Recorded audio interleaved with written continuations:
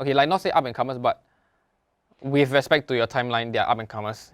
With respect to the difference in age.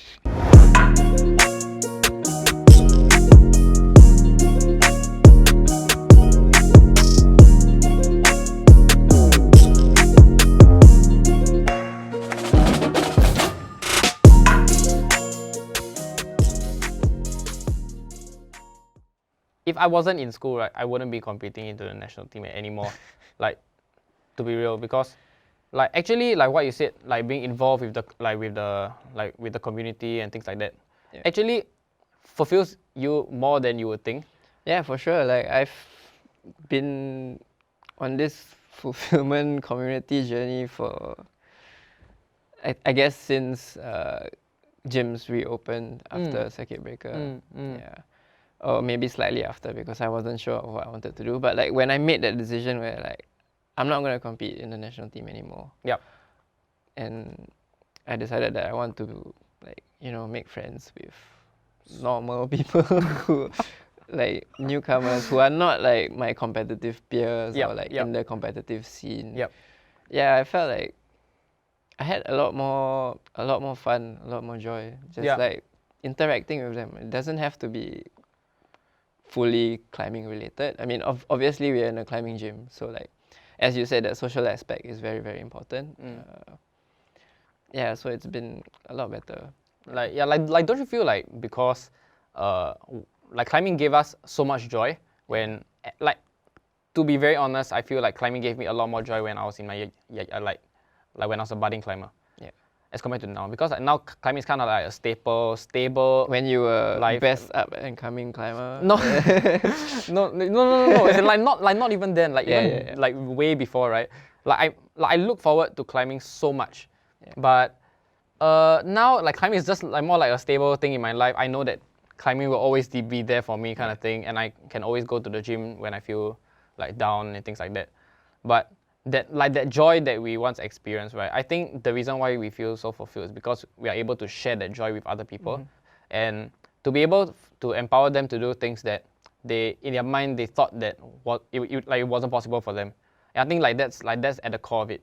Yeah. Like so to move a little bit off tangent from like this is like what's your view on coaching and what's your coaching style? Like how would you approach someone who is newer, and how would you explain climbing to them? Let's say if you were on your journey, right, and then you just want to go and then like meet new people, and then like they'll ask you like vague questions like, oh, how do you get better? How do you get stronger? You know, and like things like that. Which, to be honest, I don't know about you, but I don't really know how to answer those questions because there are too many things to I will usually answer with a question like, what do you want to get better at specifically? What about you do you want to make stronger? Okay. I think like that actually already gives them a direction. Because like they're just wondering like how can I climb better, and like they don't know like more specific path to take. Or like what they're looking for. So like I feel like when you ask that question, especially with like what do you want to get stronger at, it directs them to things like do I need to be able to pull more weight? Do I need to have stronger fingers, stronger pinch? Yeah, that kind of thing.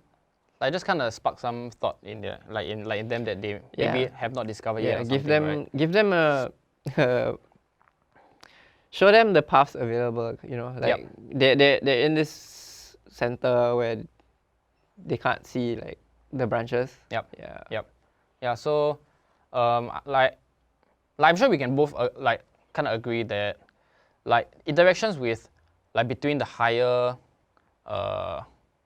like the upper echelon of climbers and the newer climbers can move the scene forward as a whole, but at the same time there's a contradicting view that if the best climbers in Singapore take a step back and stop training just to dedicate their time to patch this disconnect, right, then is the scene really pushing forward? And so, like, what are your views on that? I think there will always be the leading few Yep. who will not look back, and that's completely fine.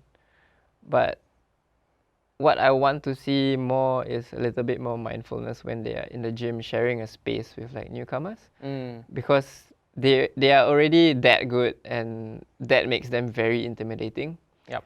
So it can be a very simple gesture, like letting somebody else climb first. Yep. Yeah, that or like maybe they are sitting down, they've been sitting down, they've been watching for like 5-10 minutes. Maybe you should like encourage them to go and have a try at whatever they're working on. Yeah. Like good point. Yeah.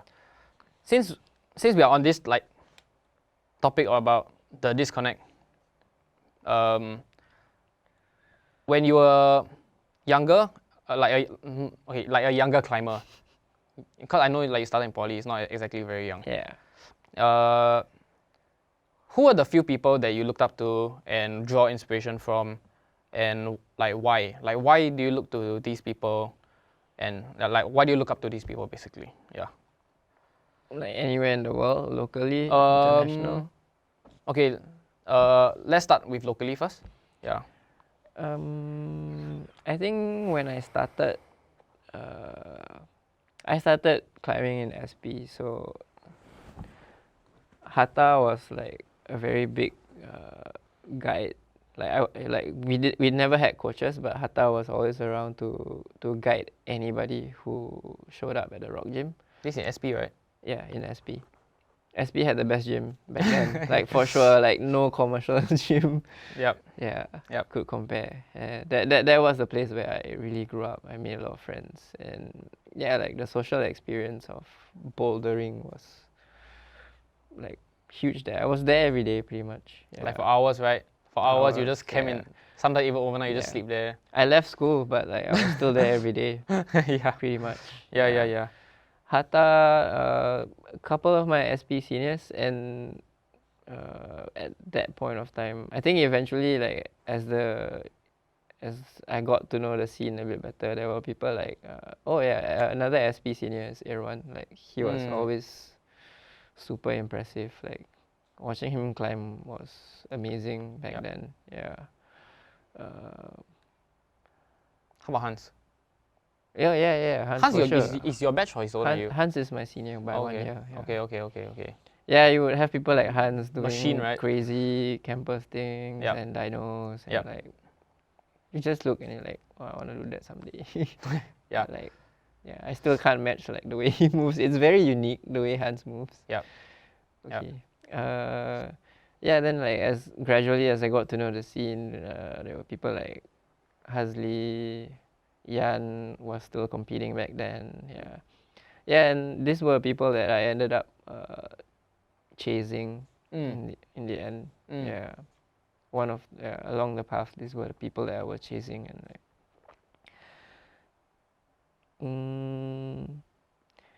off the top of my head, I think. Then it became like the more current group of like climbers that like your competitors basically. Yeah, it always felt like a chase to me. Like I never once felt like I was on top. Yeah, like I was always chasing like yourself, Dennis, Marcus, Aaron. Hillman also. Like these people were like kind of in front. I mean, I guess we were like kind of like racing in the front pack, like switching positions and stuff. Yeah, but like when I went on my like recovery breaks, I guess I always had to chase again. Yeah. Like it's kind of like a mutual respect / fear kind of thing where we all know that like each of us could just like take the toss anytime. Anytime. It's like all you take is one mess up, right? And then like you're gone. Yeah. And I think like that experience competing alongside like you and the rest of them was the very thing that kept me competing. Yeah. And yeah, I just don't get the same feeling nowadays where I mean, I don't really feel it anymore, but like it might be a completely different reason for me. Yeah, maybe, yeah. I'm getting old. 31. Yeah, 32 in like 3 months. Yeah. So, okay, like since you are back to competition, right? You identify as a competitor? Do you still identify as a competitor? At this point in time, right now, no.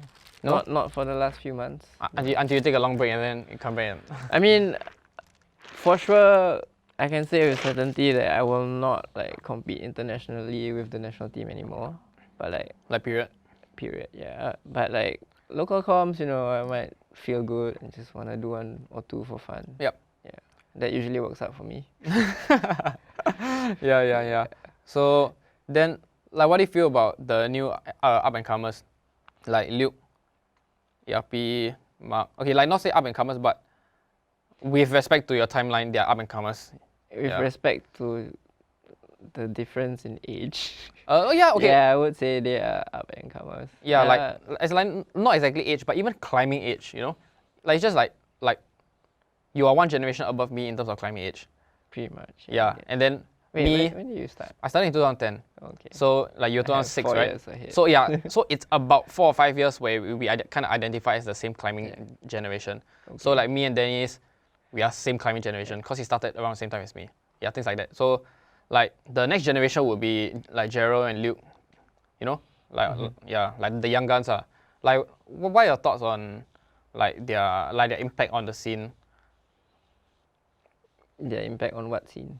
On the predominantly competitive scene, I would imagine, because as of now, like based on my observations, they're pretty competition focused. Like all they want to do is excel at competing, which is great. Yeah. So like just like what are your general views, and then we can branch out from there. I mean, I definitely see a lot of potential. There's a lot of talent in that group of climbers. I don't know them very well, so I can't make comments on their character. So, but they seem pretty motivated. Yep. Yeah. So gunning for. Yeah. I mean, I know Luke and Gerald and Mark for sure that they are looking beyond like the local competition scene. For sure. Yeah. For sure. That's quite inspiring to see, because their focus on that is quite laser. It's very sharp. Yeah. Like it was never the case for us, right? Like we never really like when we were younger, when you were younger, look past Singapore. Like the ultimate was always I want to win open, right? Yeah. And then it stops there. It like kind of caps there. Pretty much, yeah. Yeah. So, but at the same time, okay, like from what I can remember, right? Especially during your the time that you were competing, maybe 2008 like onwards, maybe 2012, the people who were at the top, right? Like you say Hatta, Hasley, Jay even. Yeah. Yeah, like these people were at the top, and they were always at the top for a very short period of time, and then like everyone just like kept like overtaking. But for the last, I don't know, 5, 6 years, 7 years, like we've seen the same group of people kind of dominate. Yeah. Like, do you think there's something, like, it's kind of like an anomaly, like traditionally it was never the case. So like where is the gap, or like why, like in your opinion? Wow, that's something I never really thought about. Like, can you imagine like Dennis has been winning for like since 2013 probably. Since basically 2013, 2013 until now, 7 years, right? Yeah. Like, do you remember when Jay had his crazy run, like of like a couple of years? Wow. Help jog my memory. 2012, Boulder Active, Graphical. Like basically that was the whole year, right, where he qualified first and he won first for every single competition that he joined. Okay. Which was insane. Like it was almost like competition perfection, Yeah. And then after that came in the new school, and then like kind of threw him off a little bit, and then like random people at the point of time started to like come up and like take it from him. Yeah. And then like there's always been this like, oh, I'm the best, and then he's the best, and then you just keep going, right? Yeah. Yeah, but for the past 7 years, it's like Dennis, like Marcus, okay, like not Marcus, like maybe like Hillman, like every time they join, it's almost like Hillman doesn't even train, but he always gets to finals, has a chance at the podium, things like that. Yeah. And yes, like the youth now, they're like kind of fighting. Like they're giving him a run for his money. Yeah, but like it was never in a very dominant fashion where like they are clear cut above the rest, you know? Yeah. Yeah. But yes, never been this way. Almost never. Yeah, probably never. Yeah.